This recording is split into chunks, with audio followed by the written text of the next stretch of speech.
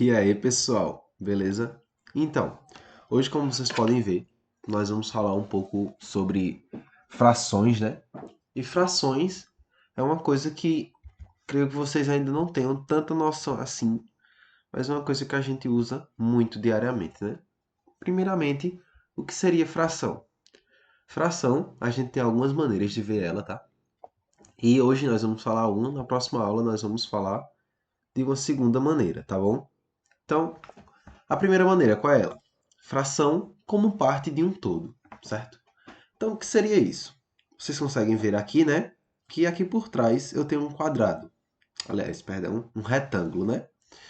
E esse retângulo, eu basicamente peguei ele e dividi ao meio, aqui, nessa parte, certo? Dividir ao meio, então, essa parte amarela tem o mesmo tamanho dessa parte vermelha. Se eu dividir ao meio, antes ele era um todo, né? Um retângulo todo. E agora, como eu dividi em dois, ele agora é meio aqui e meio aqui. Então, essa parte aqui representa um meio. Um porque era um retângulo só e dividi em dois. E essa outra parte aqui vai representar quanto? Também um meio, né? Certo? Então, basicamente isso, né? E como é que a gente vai escrever isso aqui, professor? A forma de extenso. Essa fração, né? Fração é sempre escrito dessa forma. O, essa parte aqui é chamada de numerador, tá? E essa parte aqui de denominador. Numerador em cima, denominador embaixo, com um traço no meio deles. E como é que a gente vai escrever isso?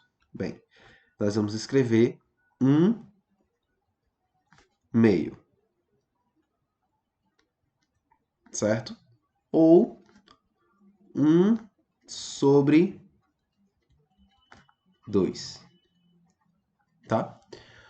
Por enquanto, a forma mais certa vai ser essa aqui. Mas se tiver algum número que a gente não consiga escrever direito dessa forma, achar que está errado, nós também podemos utilizar essa forma aqui, tá certo? Então, vamos para mais um caso. Tá? Próximo caso. Próximo caso é esse aqui. O mesmo retângulo grandão, né? Tá?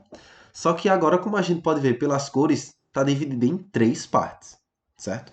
Então, como é que a gente pode representar isso aqui? Era um todo, né? Mas agora nós dividimos esse tracinho.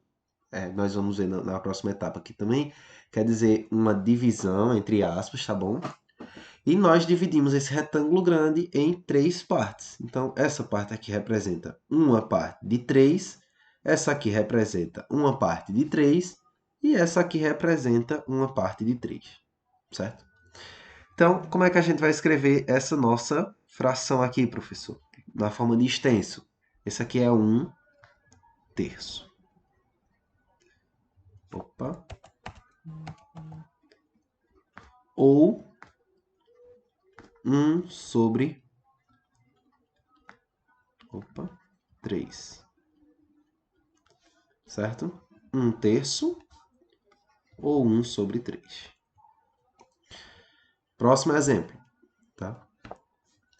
Aqui eu quero fazer uma mudança. Só um segundo. Então, pessoal, e aqui? Como é que a gente consegue fazer? Nós vemos que aqui nós temos três pedaços, né? Primeiramente o retângulo grande, com o mesmo comprimento daqueles outros lá de cima. Só que, né, ele está dividido em três partes. É um terço. Opa, perdão. Aqui. É um terço e um terço, da mesma forma do anterior? Não, né? Porque a gente olha aqui, esse tamanho, né? Daqui até aqui, certo? É um tamanho.